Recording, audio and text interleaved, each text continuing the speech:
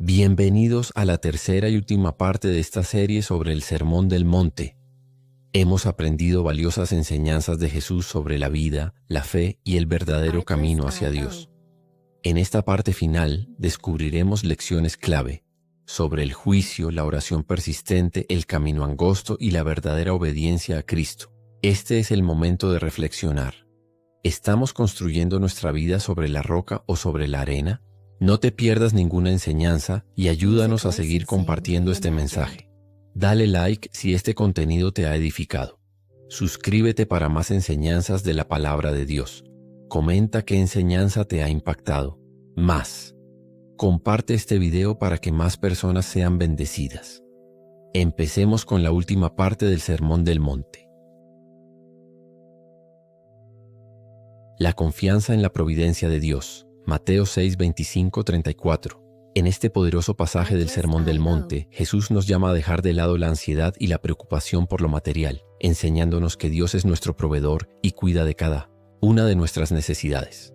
En un mundo donde la incertidumbre económica, la escasez y el futuro generan ansiedad, estas palabras de Jesús siguen siendo tan relevantes hoy como lo fueron hace más de 2000 años.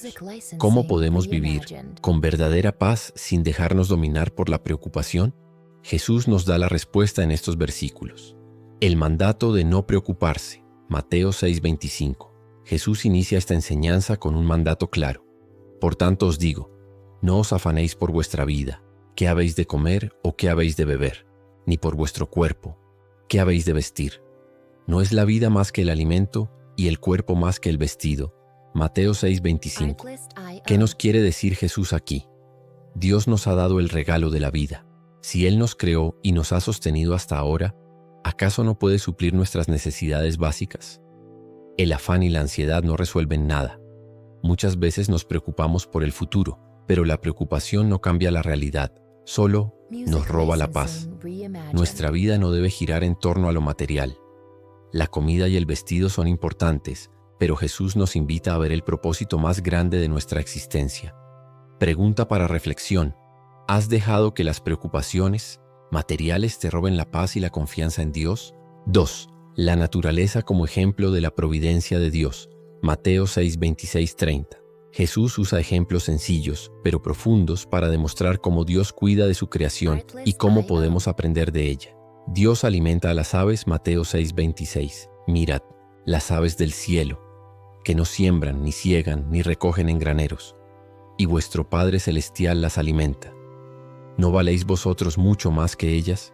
Las aves no se preocupan por el futuro, no tienen almacenes ni planificación financiera, pero cada día Dios les provee alimento. Si Dios cuida de ellas, ¿cómo no cuidará de nosotros? Nosotros somos mucho más valiosos para Dios. Reflexión. Si Dios se encarga de los pájaros, ¿por qué dudar de que se encargará de nosotros? La inutilidad de la preocupación. Mateo 6:27. ¿Y quién de vosotros podrá, por mucho que se afane, añadir a su estatura un codo? Preocuparse no cambia nada. No podemos agregar ni un solo día a nuestra vida preocupándonos. La ansiedad no resuelve problemas, solo nos desgasta emocional y espiritualmente. Pregunta para reflexión. ¿Qué has ganado con preocuparte? ¿No sería mejor confiar en Dios? Dios viste a las flores del campo, Mateo 6:28, 30. Considerad los lirios del campo, cómo crecen. No trabajan ni hilan. Pero os digo que ni aun Salomón con toda su gloria se vistió así como uno de ellos. Las flores no trabajan ni producen su propia belleza. Dios las adorna con colores y formas impresionantes. Salomón, el rey más rico y esplendoroso de Israel, no se vistió tan bien como las flores que Dios creó. Si Dios viste de manera tan hermosa algo tan efímero, ¿cuánto más nos vestirá a nosotros que somos sus hijos? Pregunta para reflexión.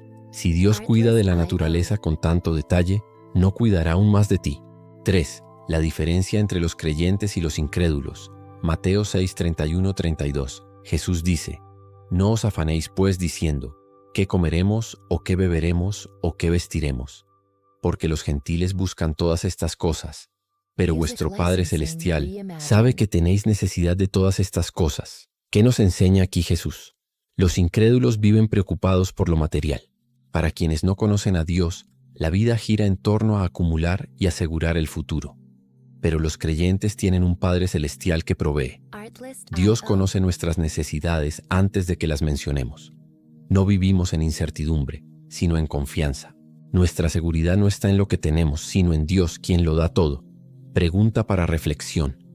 ¿Vives con la seguridad de que Dios conoce y suplirá tus necesidades? La prioridad correcta. Buscar el reino de Dios. Mateo 6:33. Jesús nos da el principio clave para una vida sin ansiedad. Mas buscad primeramente el reino de Dios y su justicia, y todas estas cosas os serán añadidas. ¿Qué significa esto? Poner a Dios en primer lugar. Esto significa que nuestra vida debe centrarse en servir a Dios y vivir según su voluntad. Dios proveerá todo lo demás. Cuando nuestra prioridad es el reino de Dios, Él se encarga de nuestras necesidades diarias. Pregunta para reflexión. ¿Está Dios en primer lugar en tu vida o estás más preocupado por lo material?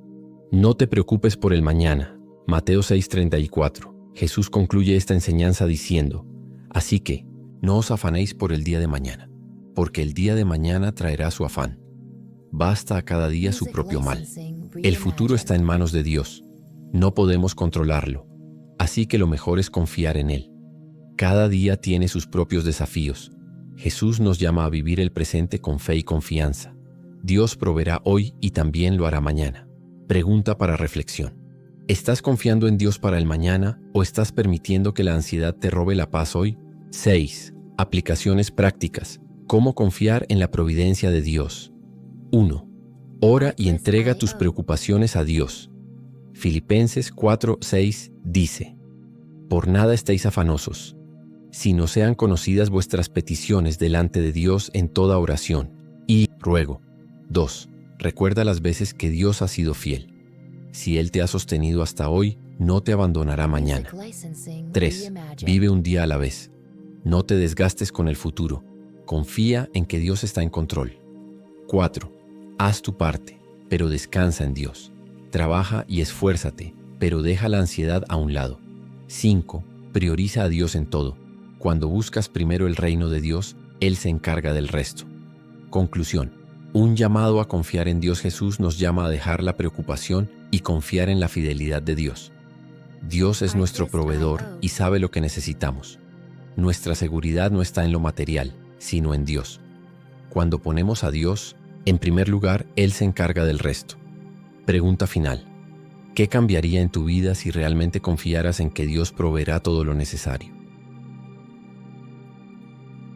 El juicio y la crítica hacia los demás. Mateo 7:1-6. En este pasaje del Sermón del Monte, Jesús nos advierte sobre la tendencia humana de juzgar a los demás sin antes examinar nuestras propias faltas. Nos llama a practicar la humildad, la autoevaluación y la misericordia en nuestras relaciones con los demás.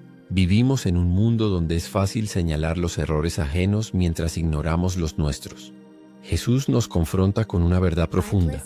Antes de juzgar a alguien, debemos mirarnos a nosotros mismos con honestidad y arrepentimiento.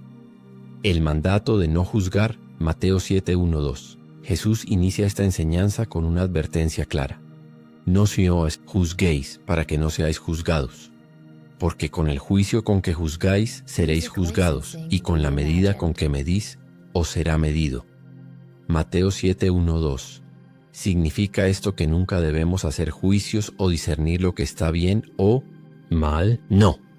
Jesús no está prohibiendo todo tipo de juicio, sino que está condenando el juicio hipócrita, arrogante e injusto. El juicio de condenación pertenece solo a Dios.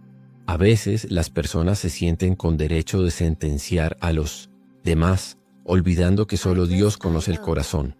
Seremos juzgados con la misma medida. Si somos duros y críticos con los demás, enfrentaremos el mismo nivel de juicio. Si somos misericordiosos, también recibiremos misericordia. La justicia de Dios es perfecta, la nuestra no. Solo Dios ve toda la verdad. Nosotros, en cambio, vemos de manera parcial y limitada. Pregunta para reflexión. ¿Eres rápido para señalar los errores de otros, pero lento para reconocer los tuyos? La hipocresía de juzgar sin autoevaluarse. Mateo 7:3-5. Jesús ilustra esta enseñanza con una metáfora impactante. ¿Y por qué miras la paja que está en el ojo de tu hermano, ¿Y no echas de ver la viga que está en tu propio ojo? Mateo 7:3. ¿Qué significa esto? La paja representa pequeños defectos en los demás. Es fácil notar los errores ajenos y minimizarlos como grandes fallas. La viga representa pecados más grandes en nuestra propia vida. Muchas veces estamos ciegos a nuestras propias faltas mientras juzgamos duramente a otros. Jesús nos llama a primero examinarnos a nosotros mismos. En lugar de centrarnos en los defectos de los demás, debemos primero trabajar en nuestro propio crecimiento espiritual. Pregunta para reflexión. ¿Alguna vez has criticado a alguien por algo que tú mismo haces? La solución. Primero, examinarse a uno mismo. Mateo 7:5. Hipócrita. Saca primero la viga de tu propio ojo y entonces verás bien para sacar la paja del ojo de tu hermano. La palabra clave aquí es hipócrita.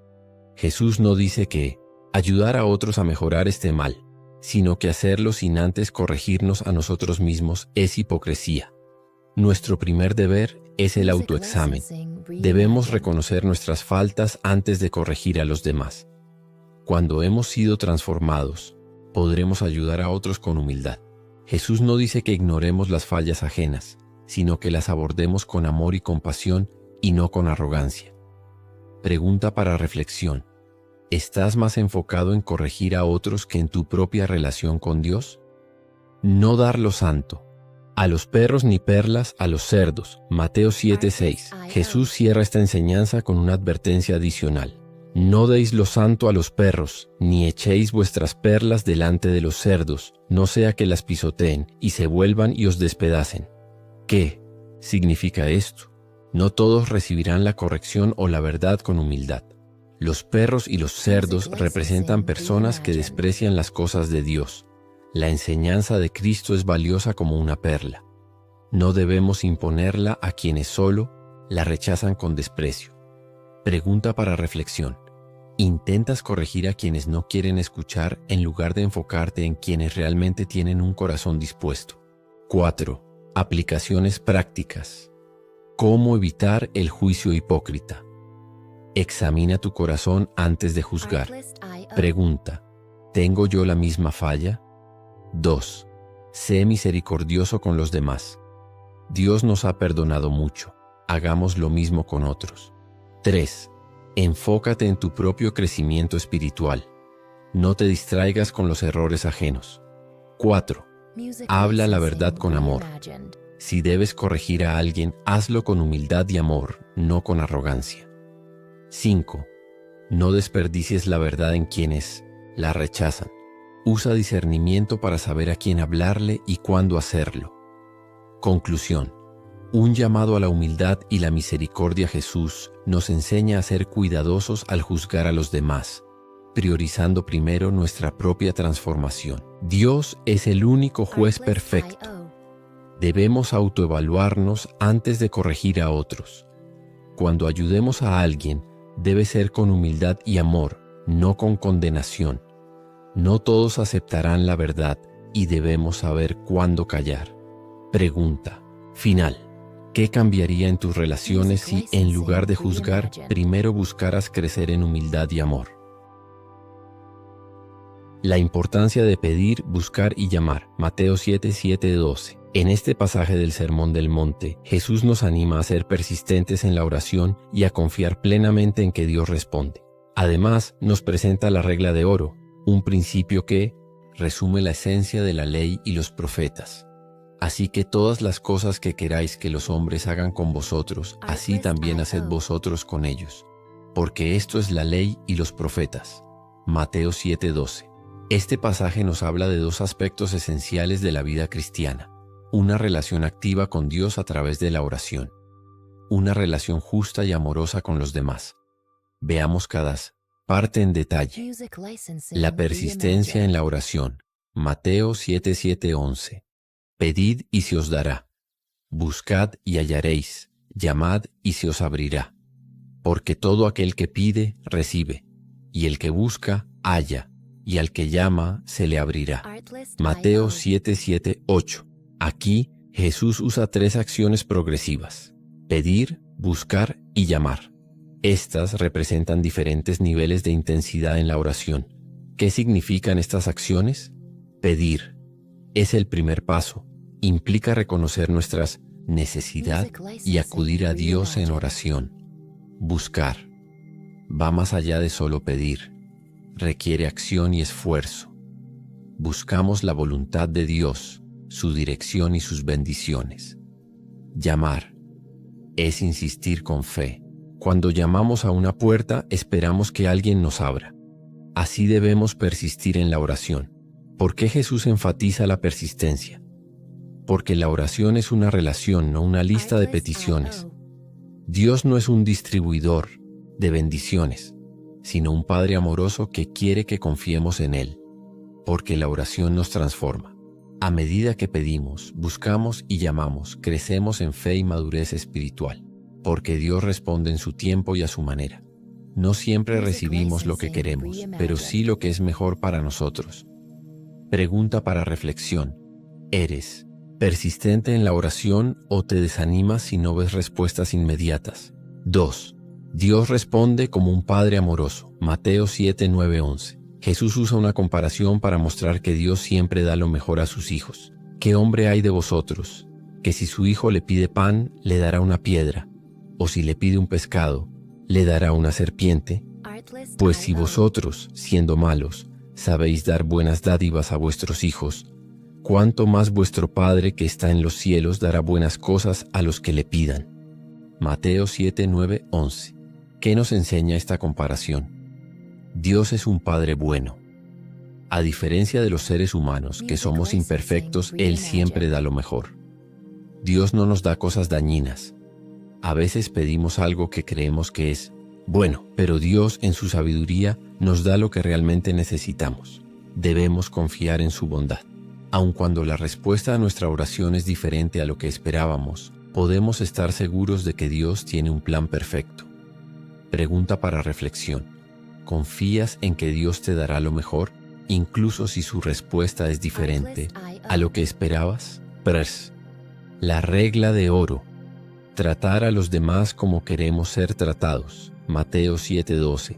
Jesús concluye este pasaje con una enseñanza central para la vida cristiana. Así que todas las cosas que queráis que los hombres hagan con vosotros, así también haced vosotros con ellos, porque esto es la ley y los profetas. Mateo 7:12. Esta es conocida como la regla de oro y es uno de los principios más universales del cristianismo. ¿Qué nos enseña la regla de oro? Es una regla proactiva. No dice simplemente no hagas a otros lo que no quieres que te hagan, sino que nos llama a tomar la iniciativa en hacer el bien. Resume la ley y los profetas. Jesús nos muestra que toda la enseñanza del Antiguo Testamento sobre la moralidad y las relaciones humanas se resume en este principio. Nos desafía a amar de manera práctica. No basta con evitar el mal. Debemos buscar el bien de los demás. ¿Cómo aplicamos la regla de oro en la vida diaria? Con nuestras palabras, ¿hablamos a otros como nos gustaría que nos hablen? Con nuestras acciones, ¿tratamos a los demás con respeto, generosidad y justicia? Con nuestra actitud, ¿mostramos paciencia y empatía como quisiéramos que lo hicieran con nosotros? Pregunta para reflexión. Si todos aplicaran la regla de oro, ¿cómo cambiaría el mundo? Aplicaciones prácticas. ¿Cómo vivir? Mateo 7:7-12. 1. Sé constante en la oración. No te rindas si no ves respuestas inmediatas. 2. Confía en que Dios te dará lo mejor. Su amor es mayor que el de cualquier padre terrenal. 3. Practica la regla de oro. En cada interacción, pregúntate, ¿cómo me gustaría ser tratado en esta situación? 4. Sé un canal de bendición. Así como esperas recibir de Dios, también da generosamente a otros. Conclusión. Un llamado a confiar y amar. Jesús nos enseña dos grandes verdades en este pasaje.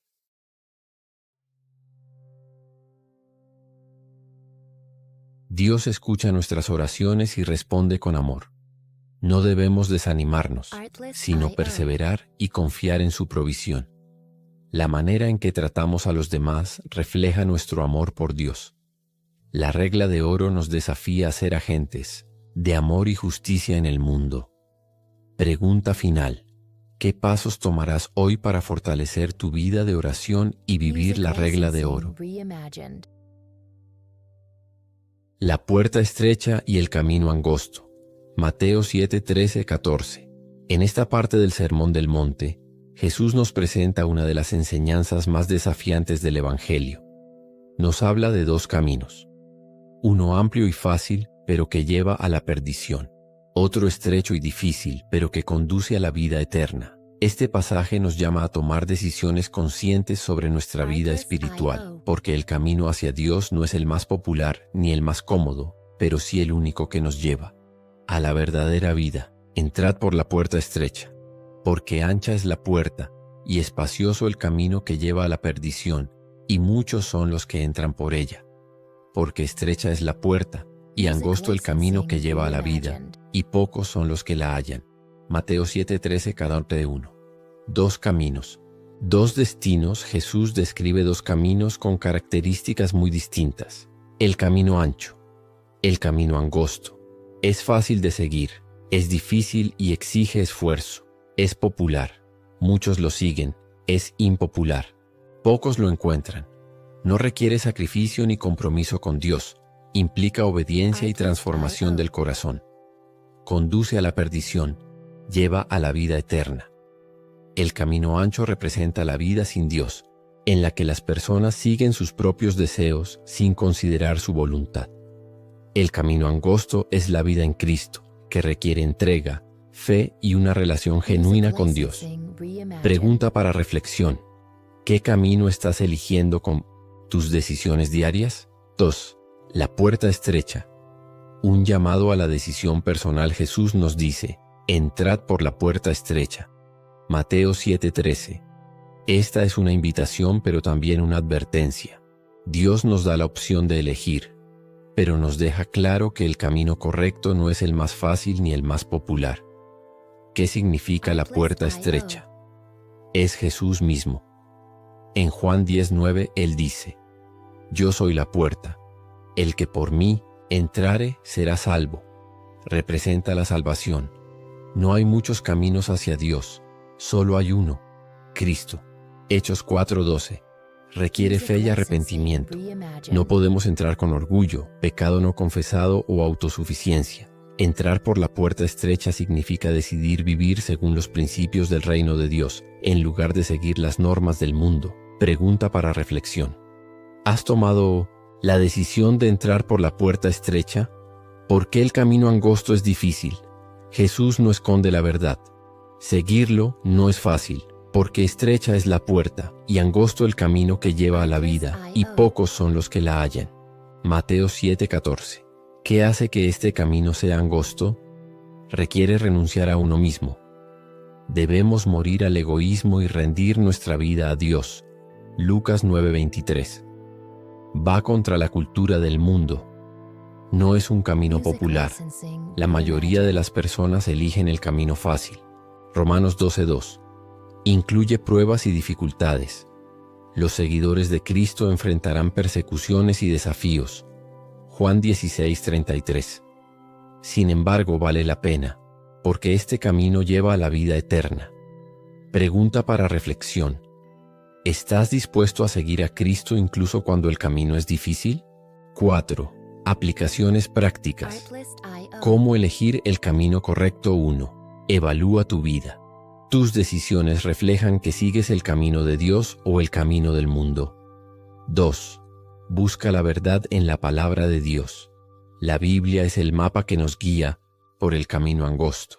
3. Confía en Jesús como la única puerta a la salvación. No hay otro camino que nos lleve a la vida eterna. 4. No te desanimes si el camino es difícil. Dios está contigo en cada paso. Mateo 28:25. Conclusión. Un llamado a decidir. Hoy Jesús nos presenta una decisión de vida o muerte. Seguir el camino angosto, aunque sea difícil, y recibir la vida eterna. O tomar el camino ancho, que es fácil, pero termina en destrucción. Pregunta final. ¿Qué camino estás eligiendo hoy? Los falsos profetas y los frutos. Mateo 7, 15, 20. En esta enseñanza del Sermón del Monte, Jesús nos advierte sobre un gran peligro espiritual: los falsos profetas. No todas las personas que hablan en nombre de Dios realmente lo representan. Guardaos de los falsos profetas que vienen a vosotros con vestidos de ovejas, pero por dentro son lobos rapaces. Mateo 7:15. Aquí Jesús nos da dos claves para identificarlos: su apariencia engañosa. Parecen inofensivos y piadosos, pero en realidad son destructivos. Sus frutos. No se les conoce por sus palabras, sino por sus acciones. Su advertencia sigue siendo crucial hoy en día, pues no todo líder espiritual enseña la verdad. Debemos aprender a discernir quién realmente sigue a Cristo y quién no. ¿Quiénes son los falsos profetas? La Biblia nos advierte constantemente sobre los falsos maestros que distorsionan la verdad y desvían a las personas del camino de Dios. Pueden parecer piadosos, pero su corazón está lejos de Dios. 2 Corintios 11, 13, 15. Enseñan doctrinas falsas que contradicen la palabra de Dios. 2 Pedro 2, 1. Buscan su propio beneficio, no el bien del pueblo de Dios. Romanos 16, 17, 18. Pueden hacer señales y milagros, pero no son de Dios. Mateo 24, 24. Ejemplo bíblico. En Jeremías 23, 16, Dios advierte que algunos profetas solo dicen lo que la gente quiere escuchar, en lugar de proclamar su verdad. ¿Cómo los identificamos? Jesús nos da la clave. Por sus frutos los conoceréis. Por sus frutos los conoceréis. ¿Acaso se recogen uvas de los espinos o higos de los abrojos? Mateo 7:16. Jesús usa la metáfora de los árboles y sus frutos para mostrarnos que la verdadera naturaleza de una persona no se ve en lo que dice, sino en lo que produce con su vida. Características de un verdadero seguidor de Cristo: buen fruto. Enseña conforme a la Biblia. Todo esto es Timoteo 3:16. Vive en obediencia a Dios. Juan 14:15. Muestra humildad y servicio. Marcos 10:45. Da gloria a Dios, no a sí mismo. 1 Corintios 10:31. Muestra amor genuino y frutos del Espíritu. Gálatas 5:22, 23. Características de un falso profeta: mal fruto. Predica lo que la gente quiere oír, no la verdad. 2 Timoteo 4:3, 4. Busca el dinero y la fama en lugar de glorificar a Dios. 1 Pedro 2:3. Vive en pecado sin arrepentimiento. Mateo 7:21, 23. Divide en lugar de edificar. Romanos 16, 17, 18. No muestra frutos del Espíritu. Mateo 12, 33, 35. Ejemplo bíblico. En Hechos 20, 29, 30, Pablo advierte que después de su partida se levantarán lobos rapaces que hablarán cosas perversas para arrastrar a los discípulos tras ellos. ¿Por qué es tan peligroso seguir a falsos maestros? Los falsos profetas no solo engañan a otros, sino que desvían a las personas del verdadero evangelio. 1. Destruyen la fe de muchos. Promueven falsas doctrinas que alejan a las personas de la verdad. 2 Pedro 2, 1, 2. 2. Pueden hacer señales y milagros falsos. No todo milagro proviene de Dios. Mateo 24, 24. 3. Son lobos disfrazados de ovejas. Se infiltran en la iglesia con apariencia de piedad. Mateo 7, 15. 4. Alejan a las personas de Cristo. No llevan a la salvación sino a la destrucción. Mateo 23, 13. Jesús advierte que un árbol malo no puede dar buen fruto y que será cortado y echado al fuego. Mateo 7, 19. Pregunta para reflexión: ¿a qué maestros y enseñanzas estás siguiendo? ¿Están alineados con la palabra de Dios? ¿Cómo protegernos de los falsos profetas? 1. Conocer bien la palabra de Dios. Un cristiano que estudia la Biblia no será engañado fácilmente. 2 Timoteo 2:15. 2. Evaluar todo a la luz de la Escritura. No creas algo solo porque alguien famoso lo dice. Verifica si está en la Biblia. Hechos 17:11. 3. Pedir discernimiento a Dios. El Espíritu Santo nos guía a la verdad. Juan 16:13. 4. No dejarse llevar por apariencias. No todo lo que parece espiritual es de Dios. 1 Juan 4:1. 5. Observar su fruto. Si su enseñanza no produce vidas transformadas para Dios, no es verdadera. Mateo 7:25. Conclusión. El llamado de Jesús a estar alerta. Jesús nos da una advertencia clara y seria. Los falsos profetas existen y debemos aprender a identificarlos. Un verdadero seguidor de Cristo vive en la verdad, muestra frutos buenos y glorifica a Dios. Un falso maestro parece piadoso, pero su enseñanza y su vida no reflejan el Evangelio. Pregunta final. ¿Estás examinando las enseñanzas que escuchas a la luz de la palabra de Dios? 18. La casa sobre la roca y la casa sobre la arena. Mateo 7:24-27. Jesús concluye el Sermón del Monte con una de sus parábolas más poderosas, comparando la vida de quienes obedecen sus enseñanzas con una casa edificada sobre roca, y la de quienes ignoran su palabra con una casa construida sobre arena. Cualquiera pues que me oye estas palabras y las hace, le compararé a un hombre prudente que edificó su casa sobre la roca. Mateo 7:24. Con esta enseñanza, Jesús nos deja una elección crucial. ¿Sobre qué base construiremos nuestra vida? 1. Las dos casas. Dos maneras de vivir. Jesús presenta dos tipos de personas que escuchan su palabra. El hombre prudente, sabio, oye la palabra y la pone en práctica. Su vida está cimentada en Cristo, como una casa sobre roca. Cuando se atachamiento, vienen pruebas y dificultades, permanece firme. El hombre insensato, necio, oye la palabra, pero no la obedece. Su vida no tiene fundamentos sólidos, como una casa sobre arena. Cuando llegan problemas, su vida se derrumba. Dato. En tiempos bíblicos, construir sobre roca implicaba esfuerzo y paciencia, pero garantizaba estabilidad. En cambio, la arena era un terreno fácil y rápido, pero inestable. 18. La importancia de obedecer las enseñanzas de Jesús.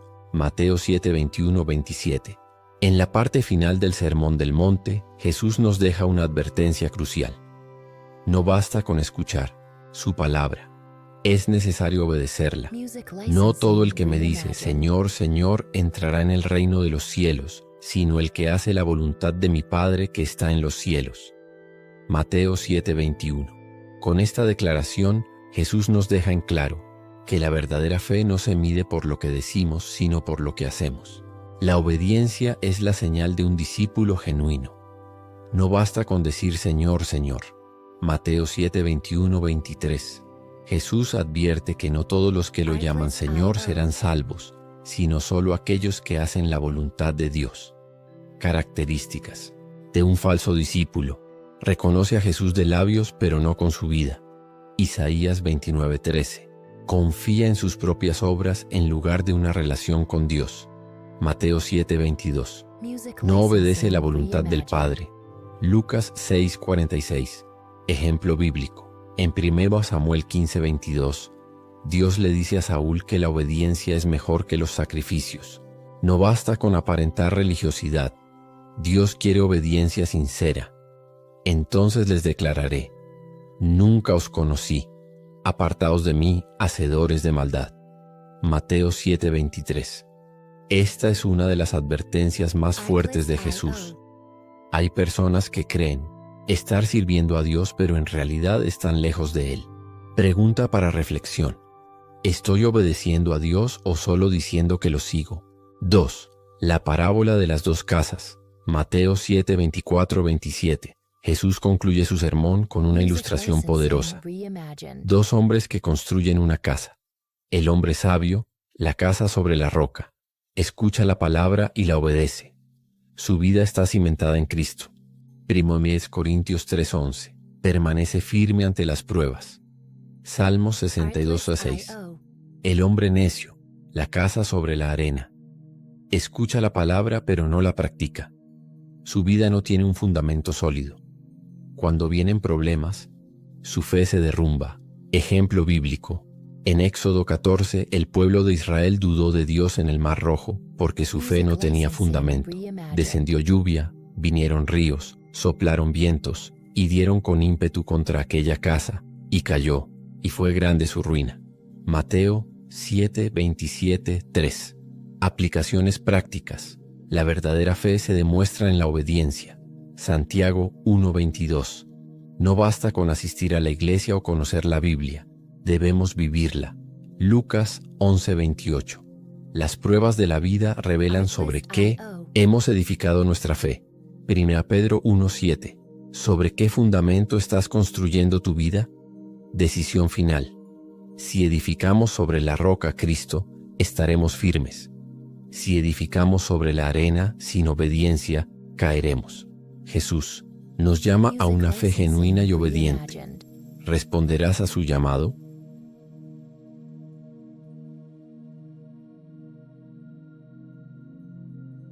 Mensaje final. La gran enseñanza del Sermón del Monte. Hemos recorrido juntos las enseñanzas más profundas y desafiantes de Jesús en el Sermón del Monte.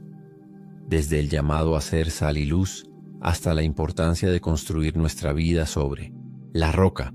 Cada palabra nos invita a vivir con fe, amor y obediencia. Pero esto no termina aquí. El verdadero desafío comienza ahora. ¿Pondremos en práctica lo que hemos aprendido? Jesús nos llama a vivir con humildad, justicia y amor. Nos invita a confiar en Dios y buscar primero su reino. Nos advierte sobre los peligros, de la hipocresía y la falsa seguridad espiritual. Hoy es el momento de decidir. ¿Viviremos según nuestras propias fuerzas o sobre el fundamento sólido de Cristo? Gracias por acompañarnos en esta serie. Si estos videos han sido de bendición para tu vida, te animamos a dar like para apoyar este contenido, suscribirte para más enseñanzas que fortalezcan tu fe, comentar qué parte del sermón del monte te impactó más, comparte este mensaje con alguien que lo necesite. Sigamos creciendo juntos en la palabra de Dios. Dios te bendiga y recuerda, el mejor fundamento es Cristo.